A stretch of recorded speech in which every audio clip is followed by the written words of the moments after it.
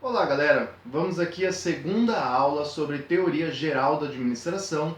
Hoje nós vamos falar sobre a teoria científica da administração ou sobre o Taylorismo, ok? Eu falei para vocês que a primeira concepção da administração como ciência vai surgir através da abordagem clássica da administração.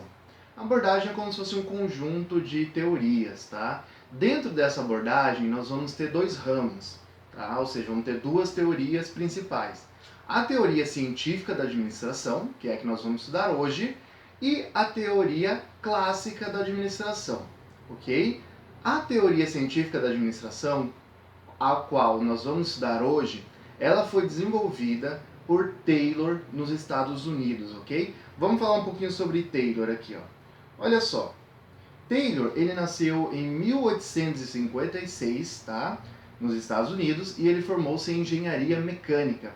Taylor, depois de vários cargos em empresas, ele verificou que havia uma série de problemas relacionados à administração dessas empresas. Muito pelo qual da falta de ciência dentro da administração. Então o Taylor ele pode ser considerado como o pai da administração científica, pois ele foi o primeiro administrador que buscou estudar a administração de uma forma científica e não de uma forma empírica, ou seja, baseada no senso comum, tá? Bom, Taylor vai verificar que os principais problemas de sua época eram salários baixos aos trabalhadores, que não se sentiam representados quando aumentavam a produtividade. Eles acreditavam que isso só beneficiava o dono da empresa, atrito entre os gerentes da empresa, entre a parte administrativa e a parte operacional da empresa, o que ele chama também de pouca disposição dos trabalhadores para trabalhar, tá? Nos livros tem outros nomes, mas eu prefiro usar esse termo mais leve, ok? E ele vai verificar que também tem um outro problema. A parte administrativa da empresa conhece pouco sobre a parte operacional. Isso faz com que, não importe como o trabalhador produza, tá? O administrador ele não vai saber analisar se está sendo feito da forma correta ou não. E aí Taylor vai chegar ao que foi o principal da sua teoria, que é o estudo de tempos e movimentos. Taylor acreditava que estava ocorrendo muito desperdício do esforço humano na realização de tarefas. Imagina o seguinte, que você vai em uma lanchonete onde vende baguncinhas, tá? E o cozinheiro, né, ou não sei, chapeiro, vai fazer o lanche. Imagina que ele colocou, tá, o pão aqui, a salsicha tá 5 metros dele, tá? O bacon está 3 metros afastado dele. Quando ele vai precisar pegar os ingredientes, ele precisa ficar andando pela cozinha e trazer tudo para fazer isso um lanche. O que está fazendo? Com que ele tenha muito desgaste físico, muito cansaço, que não é produtivo, porque ele está gastando tempo ali. Se você tivesse uma organização dos produtos próximo ao cozinheiro que irá fazer o lanche, isso diminuiria o esforço dele para cada lanche. Então ele conseguiria fazer mais lanches em menos tempo.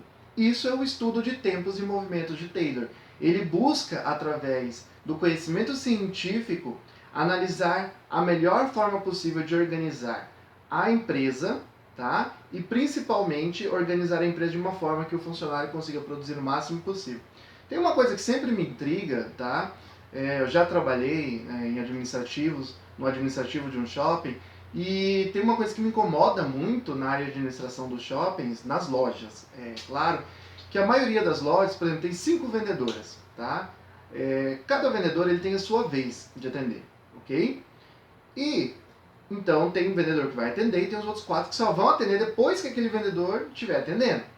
Os 5 estão em pé, Ou seja, se eles vão trabalhar 8 horas por dia, eles passam 6 horas, por exemplo, em pé sem atender ninguém, tá? E só 2 horas atendendo as pessoas. O que isso faz? Com que o funcionário canse sem estar produzindo nada. Então imagina que o vendedor da vez fica em pé, ali na porta, para receber o cliente. Os outros 4 poderiam ficar sentados. Quando aquele vendedor, que é a vez dele atender, chegar um cliente e ele atender, o vendedor seguinte da fila poderia ir para a frente ficar na porta da loja e atender o próximo.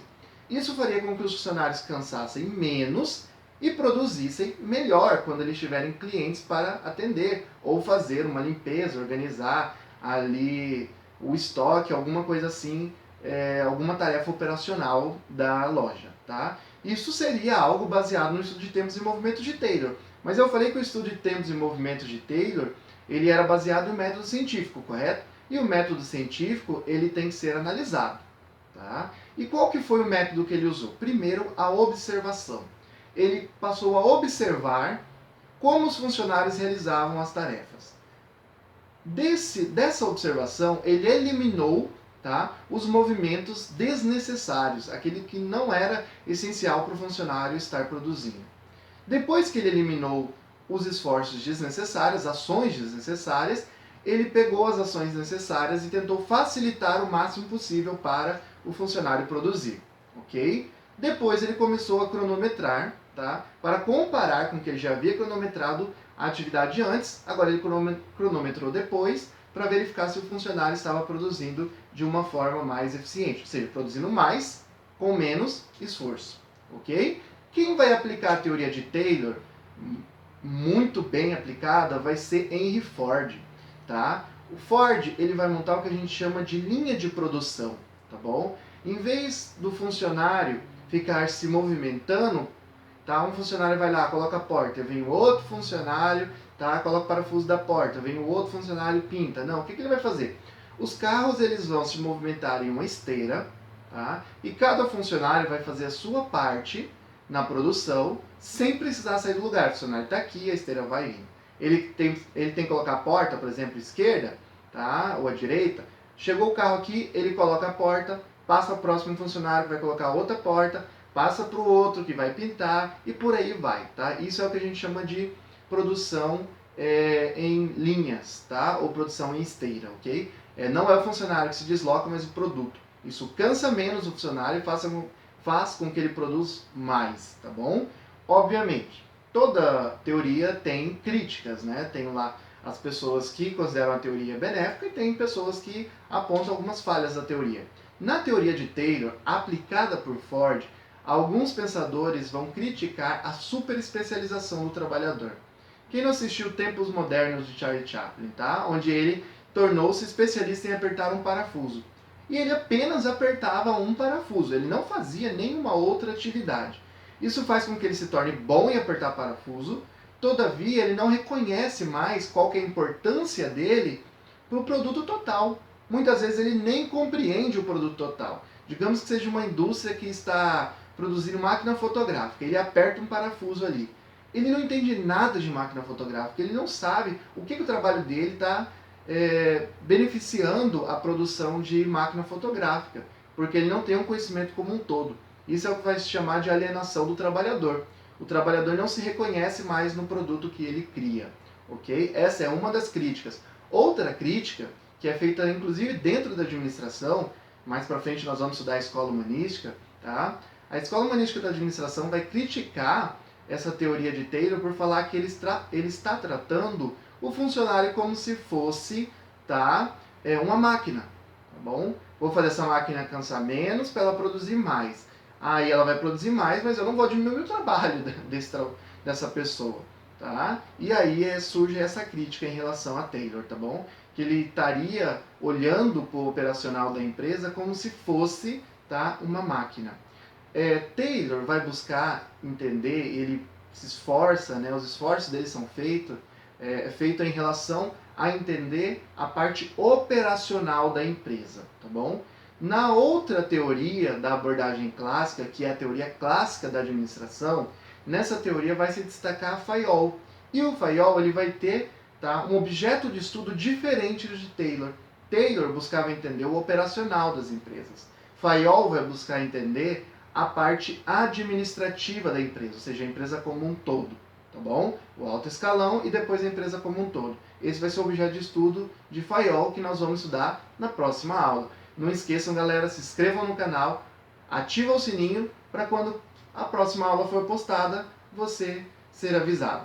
Galera, qualquer dúvida, coloque nos comentários, estou aguardando vocês na próxima aula. Galera, tchau, tchau! Fui!